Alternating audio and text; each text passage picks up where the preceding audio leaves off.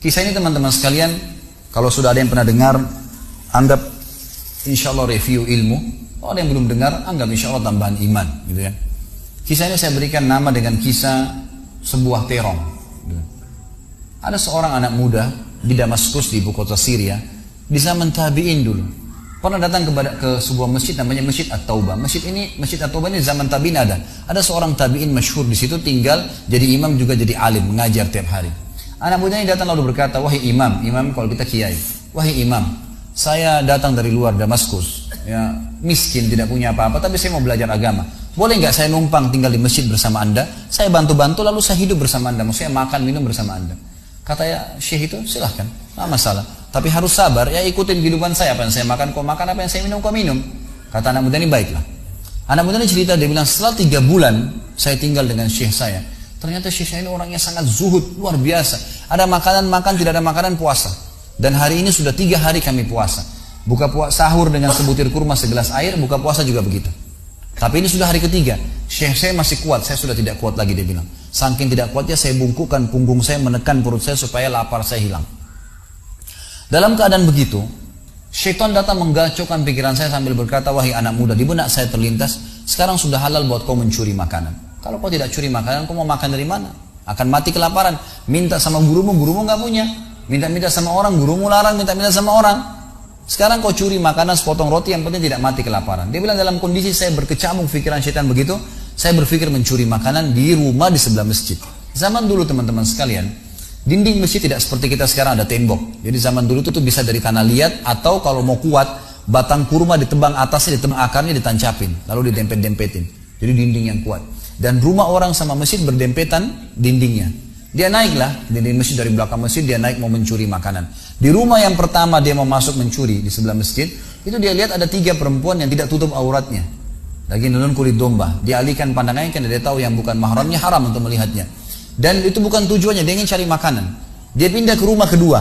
Waktu dia pindah ke rumah kedua, dia lihat dari atas rumah, karena pakai pelapa-pelapa kurma, jadi kelihatan gak ada orang, tapi ada bau masakan. Karena laparnya dia turun ke dalam, dia masuk ke dapur, ditemukan ada panci yang lagi dipakai masak dengan kayu bakar. Di dalamnya ada, waktu dia buka, air yang sedang direbus 2 buah terong yang sudah matang. Karena lapar sekali, diambil sampai terong 1 lalu digigit. Sementara dia kunyah teman-teman sekalian, dia ceritakan nantinya, waktu saya sebentar kunyah dan sangat lapar, saya sudah buru-buru ingin menelannya, tapi tiba-tiba muncul ketakwaan saya pada Allah. Muncul ketakutan saya pada Allah, kepatuhan saya sama Allah. Lalu saya berkata dengan diri saya, subhanallah, syaitan berhasil membuat saya melakukan 3 dosa sekaligus. Yang pertama, masuk rumah orang tanpa izin, dosa. Yang kedua, mencuri, mengambil terong itu. Dan yang ketiga, saya sedang memakan makanan yang haram. 3 dosa sekaligus. Maka dia bilang, tidak mungkin Allah membuat saya mati kelaparan karena meninggalkan yang haram. Karena Nabi Muhammad SAW sudah bersabda, man taraka sya'nillah abdalahu khairan min. Siapa yang meninggalkan sesuatu karena Allah, Allah akan gantikan yang lebih baik darinya. Lalu saya lempar gumpalan makanan terong itu ke lantai dapur tersebut, lalu saya kembali ke masjid. Dan masih ada pengajian, saya tidak bisa tangkap apa yang sedang dibahas karena laparnya. Waktu bubar pengajian, dia bilang, guru saya duduk di kursinya, saya pun duduk di tiang salah satu masjid. Ada 1 orang tua di belakang masjid. Lalu masuklah seorang wanita dari pintu masjid bercadar, berbicara dengan guru saya sambil guru saya menundukkan pandangannya. Setelah itu guru saya mengangkat kepalanya lalu melihat ke arah saya dan memanggil, kesinilah muridku. Datanglah saya, kata anak muda ini. Lalu ditanya oleh guru saya, apa kau sudah menikah? Dijawab oleh muridnya, belum. Lalu ditanya 2 kali, apa kau ingin menikah? Dia tidak jawab. Apa kau ingin menikah? Tidak jawab. Sampai 3 kali, apa kau ingin menikah? Dia tidak jawab. Lalu kata anak muda ini, wahai imam, wahai syekh, ya guru saya setelah Allah subhanahu wa ta'ala, hidup saya bergantung pada anda. Apa yang anda makan, saya makan. Apa yang anda minum, saya minum. Sekarang sudah 3 hari kita punya makanan dan minuman, puasa. Dan saya sangat lapar. Kalau saya nikah, saya mau beri makan dari mana istri saya? Lalu kata syekhnya, ini perempuan di sebelah saya yang bercadar, baru selesai masa iddah meninggal suaminya, 4 bulan 10 hari. Dan dia ditinggalkan harta yang cukup, dia masih muda, dia takut fitnah. Dia ingin saya carikan jodoh, saya anggap kamu cocok. Kamu mau? Dia bilang iya. Tanya perempuan, kamu mau? Dia bilang iya. Syekhnya keluarin kendi dari kamar, dikasihkan jadi mahar, panggil walinya perempuan, panggil 2 saksi, kalimat akad, selesai. Hitungan menit nih. Lalu kata syekhnya, pulanglah ke rumah istrimu. Saatnya sekarang kamu pulang, udah. Nanti kalau mau sholat, mau ibadah, silakan datang ke masjid. Sudah nggak perlu lagi numpang di masjid gitu. Pulanglah dia sama istrinya. Dia ceritain, dia malu, saya jalan sama istri, saya masih malu-malu, baru nikah. Dan ini kan memang hitungan menit nih, ya. Dia baru tadi kelaparan, tiba-tiba sekarang sudah nikah gitu.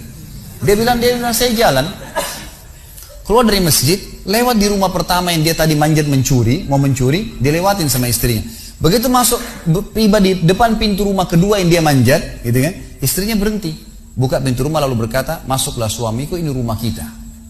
Rumah yang tadi dia mencuri nih. Maka dia pun bilang, saya masuk ke ruang tamu, saya melihat di atas, ini benar rumah tadi yang saya masuk mencuri.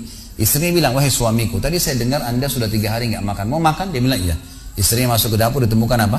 Panci terbuka, terong yang sudah digigit. Ini kisah nyatanya. Tiba-tiba perempuan ini bilang, siapa yang makan terong saya? Spontan, teriak gitu kan. Pada saat dia teriak, maka si laki-laki ini mengucapkan kalimat begini. Ini dari saksi bahasan kita. Dia mengatakan, kesinilah istriku. Demi Allah begini ceritanya. Kronologisnya saya manjat, saya turun, saya lapar, saya makan. Dan demi Allah sebelum saya telan, karena saya takut sama Allah, saya lempar ke dapur, ke lantai dapurmu dan belum kering tuh. Gitu kan? Maka perempuan ini mengucapkan kalimat, saya berharap semua muslimah di belakang sana juga punya iman seperti ini. Kata para ulama, ucapan wanita ini perlu diukir dengan ukiran emas, karena menandakan iman yang luar biasa. Kata dia, wahai suamiku, engkau meninggalkan segumpal makanan haram. Allah jadikan makanan itu, pancinya, rumahnya, pemilik rumahnya jadi milikmu sekarang. Allah bukan hanya hilangkan laparnya, makanannya dikasih, pancinya, rumahnya, pemilik rumahnya sekarang jadi milik dia.